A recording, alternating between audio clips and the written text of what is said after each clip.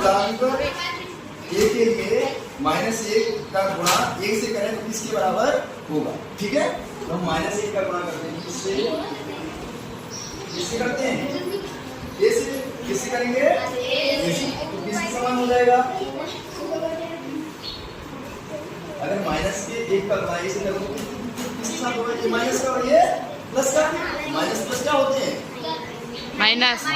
Minus का क्या हो जाएगा, ये होगा कि नहीं होगा, ये तो होगा दूसरे का हमारा पहला। अब तीसरे में दूसरा भी है।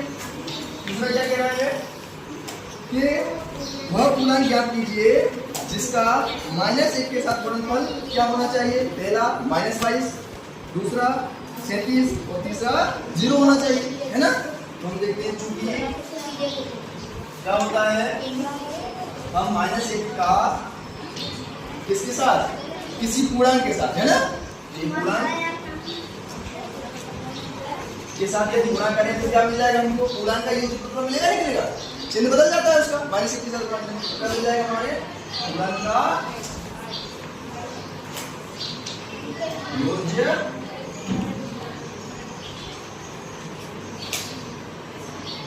वर्गमूल। ठीक है, तो क्या होगा, अब पहला प्रश्न क्या हुआ है, एक क्या है -22, क्या है -22 कब आएगा, जब मैं -1 के साथ किसका गुणा कर दूं, 22 का, है ना, माइनस तो है, ये क्या बन जाएगा माइनस के 22 मिल गया ना। वो पूर्णांक क्या है, 22 है। बी में क्या आना चाहिए, 37, क्या आना चाहिए 37। अब 37 कब आएगा, मैं -1 के साथ -37 का गुणा कर दूं, है ना, तो माइनस माइनस क्या हो जाएंगे प्लस, और 37 गुणा 1 क्या हो जाएगा 37, तो ये क्या आ जाएगा 37। मिल गया कि नहीं मिल गया। इधर तीसरा हो है सी वाला, सी वाला क्या कह रहा है 0, क्या कह रहा है 0 आना चाहिए।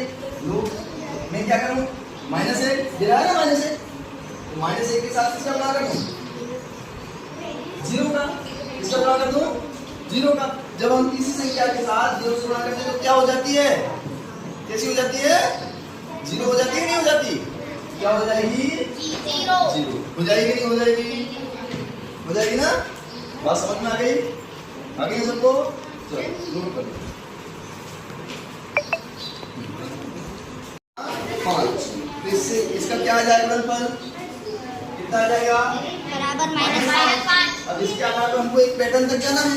पैटर्न कहाँ तक ले जाना है, -1 गुणा -1 बराबर 1 तक। कहाँ तक, -1 गुणा -1 बराबर 1 तक। ठीक है, तो हम पैटर्न को खोजते हुए चलते हैं। देखिए ये क्या है, -5 आ गया। अब -1 के साथ में 4 का गुणा करो, क्या आ जाएगा -1 गुणा 4 माइनस प्लस माइनस 1 का गुणा 4 से तो कितना 4। इसको दूसरे रूप में कैसे लिख सकते हैं, -5 में मैं क्या जोड़ दूं 1 जोड़ो, है ना, तो इधर जोड़ के लिखते हैं -5 प्लस 1 प्लस माइनस माइनस। तो बड़ी संख्या में छोटी से घटाएंगे, 5 में से घटाए तो कितना आया 4।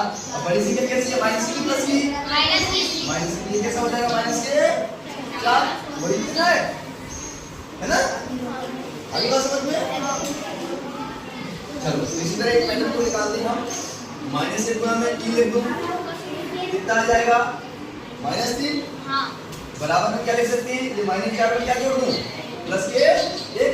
यहाँ हमने -5 में 1 जोड़ा था, यहाँ क्या जोड़ दिया -4 में 1, है ना। अब -1 गुणा 2 करें तो माइनस क्या आ जाएगा -2। -2 कैसे आ सकता है, -3 में क्या जोड़ दो 1 जोड़ दें, है ना, समझ में आ रही बात। फिर -1 गुणा 1 क्या आ जाएगा -1। अब -1 कैसे आ सकता है, -2 में क्या जोड़ दें प्लस का 1। अब -1 गुणा क्या आ जाएगा, 1 के बाद क्या था 0, है ना, उल्टे चल रहे ना, क्या आ जाएगा 0। अरे किसी जगह 0 गुणा करें तो क्या जाता है 0, बराबर क्या हो जाएगा 1, क्या है -1। तो क्या जोड़ दूं मैं 1 जोड़ दूं, तो -1 प्लस 1 क्या हो जाएंगे 0 हम करेंगे नहीं करेंगे, करेंगे।